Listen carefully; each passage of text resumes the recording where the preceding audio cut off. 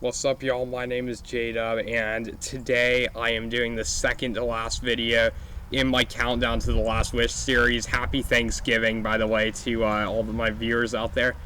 And today I'm covering Shrek Forever After, and coincidentally, that's a movie about being thankful. Kind of the theme of the whole movie is appreciating what you have, but it is, in my opinion, actually a pretty great Shrek movie. I'm a little mixed on a few aspects of it, but for the most part, I consider it to be a good Shrek movie. So let's get into my review.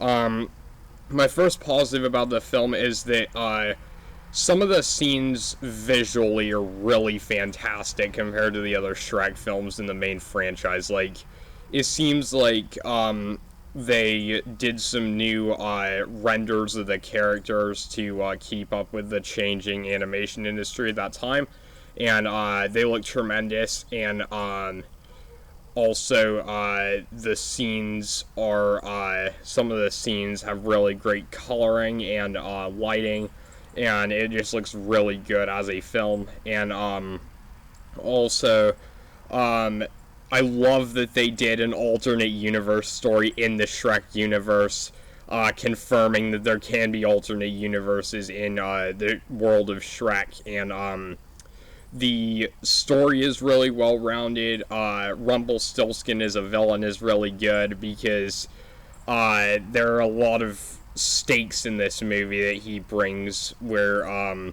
he's not a very threatening character, but he does basically erase everything from Shrek's life, and that creates some real stakes in this movie. So basically what happens is that Shrek wishes he had never met Fiona. He had never gone on his adventures with Donkey and Puss in Boots. So basically he signs a contract to get his old life back alone in his swamp for a day. He is transported to this alternate universe where everything seems to be going great, but then he finds out that his wife doesn't know him. She's a freaking warlord. Donkey, his best friend, doesn't know him. Puss in Boots doesn't know him either, and he's become a very fat cat. And this creates a lot of humor and suspense as to how Shrek is going to break the contract and get his present life back. And I can definitely see some parallels between the plot of The Last Wish and Shrek Forever After, where the common message in both is that you know, you have to appreciate what you have in life. But it's a really nice movie in those regards. Some of my negatives is that compared to the other Shrek movies, it feels more like Shrek the Third in terms of humor, where some of the jokes don't really land that well, and it just, again, it starts to kind of go into that territory of feeling like a Sony Pictures Animation or Illumination film, where the writing isn't as tight as some of the other Shrek films. There's some like minor scenes and characters where they get kind of annoying, and it starts to feel a little bit too much like an Illumination or Sony Pictures Animation movie, where you know, they're trying to resort to any cheap gag to get a joke, and doesn't always work out. Puss in this movie, as well as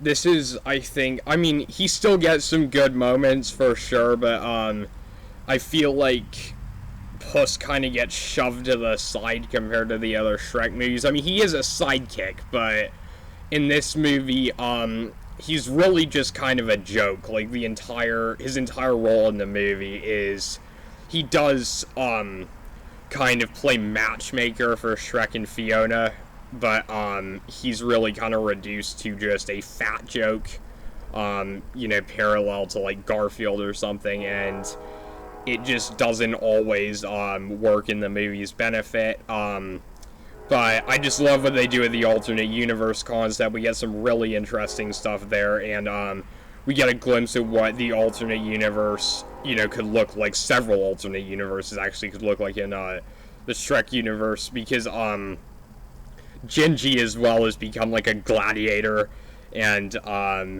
just all these characters. You can see how, in another universe, like if it was the MCU, how they would, what their roles would be in another universe and how they would interact. And I think that is a really cool idea. So for Shrek Forever After, I am going to put it, I think, below the first Shrek for me by a small margin, because I do like it a heck of a lot better than Shrek the Third, and it has some moments that are almost just as good as the first and second Shrek movies.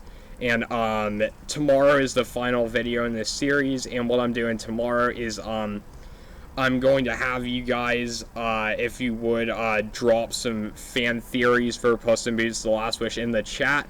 I've come up with a few fan theories of my own of how the ending is going to go down.